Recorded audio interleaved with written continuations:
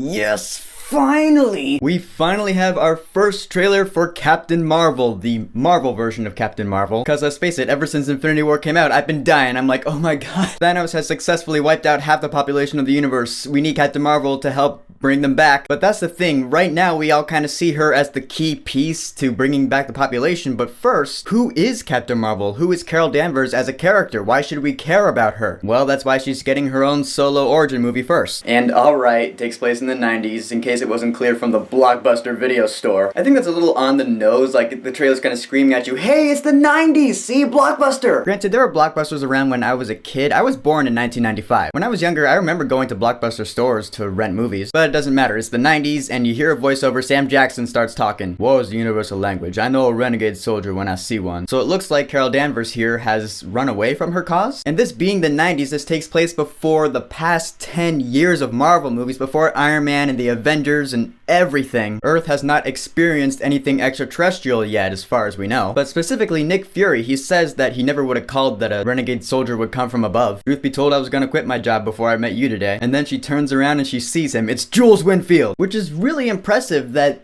they have digitally de-aged him by 25 years. It's like Michael Douglas and Ant-Man in those, earlier scenes was like a test run for the de-aging technology. Because now we're gonna have a whole movie with a younger looking Sam Jackson. To me, that's just super impressive. I mean, this movie might just win Best Visual Effects for that. But let's talk about the main character. Who was Carol Danvers anyways? Well, Carol Danvers was a US Air Force pilot. You see a little bit of that in this trailer. From what I know about the origin of her superpowers, somehow during a flight accident, her DNA got fused with the DNA of a Kree, which is an alien species like Ronan in Guardians of the Galaxy, who's also back in this movie. So this Kree DNA mix-up with her gives her superhuman strength. She can fly, she can project energy. But according to Kevin Feige, the president of Marvel Studios, this character is straight up OP. Like, he said that she is the most powerful hero in the Marvel Cinematic Universe. So, okay. More powerful than the Asgardian Thor who took a dying star through the chest. More powerful than the Hulk. Alright, I'll watch her origin story, sure. I have a feeling that for most of the movie she's going to spend it in that green outfit that fans were hating on at first, because I guess that's the official outfit of her Star Force team. Her Star Force team, which consists of herself, Minerva, Atlas, Bronchar, the original Captain Mar-Vell played by Jude Law, or Mar-Vell, whatever you want to call him. Because yeah, in the comics, the original Captain Mar-Vell, in Marvel's version, he was a man at first. And then there was Carol Danvers, and she was Miss Marvel, then she became Captain Marvel. I don't know the entire history there. Point is, it's like a Hank Pym, Scott Lang type thing. We have the original Captain Marvel, and we have a new Captain Marvel. And also, Korath from Guardians of the Galaxy, he's also on the Star Force team. I don't remember seeing him in this trailer. There are a few blips of familiar characters that you see in this trailer, though. You see Ronan for a hot second, like I said. You see Coulson with a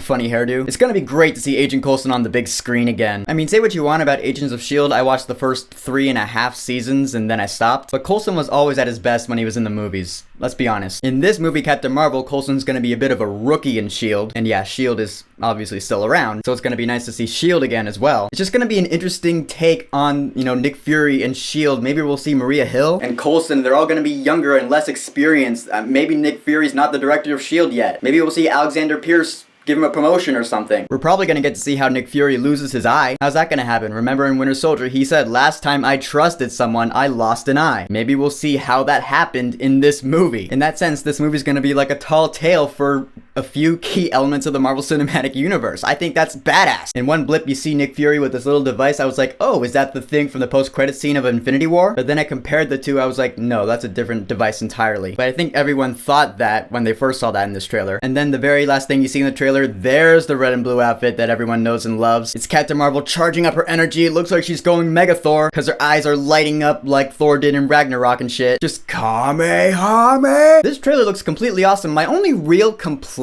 and it is actually a legit one, is that Brie Larson sounds kind of weak. Like, she doesn't sound like she has a strong hero voice. I'm not what you think I am. I'm not who you think I am. Like, none of her lines sound like they're coming from her diaphragm. She's supposed to be this big OP superhero that has immense power. I want to hear it from her voice. Like Gal Gadot as Wonder Woman, I can tell when she talks, she had the premise of an Amazon warrior. Promise me you will protect it with your life. With Carol Danvers, she just sounds like a normal human being. Maybe she could be an Air Force pilot. I don't know about a part alien superhero with, the biggest power ever. The new face of the Marvel Cinematic Universe? I don't know. I'm not feeling that from her voice here. Hopefully she'll have more projection in the next trailer or the movie. One other thing is that, okay, it looks like she crash lands on Earth like Thor did in his first movie, but she doesn't remember the life she had growing up on Earth. So maybe someone wiped out her memory or something, and Nick Fury, with the help of him, she gets it back? I don't know. I don't know the full details of the story yet. This movie's not out for another 6 months, so it's fine. I'm not sure who the villain of the movie's gonna be yet. The Skrulls show up. That's cool. I know that in the comics, the Kree-Skrull War was a huge deal. In fact, for that war, the Kree went to Earth and created the Inhumans to fight for them in the Kree-Skrull War.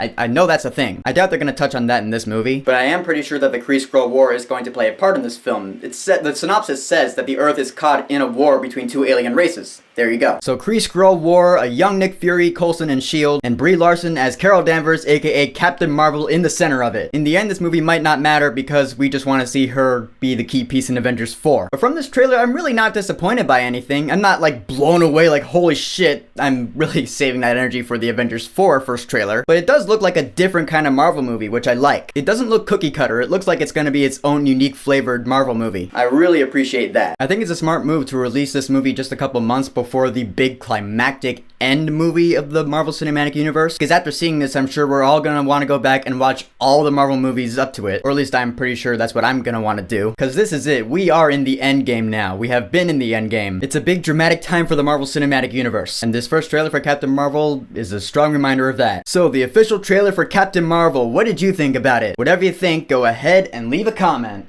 And don't forget to subscribe.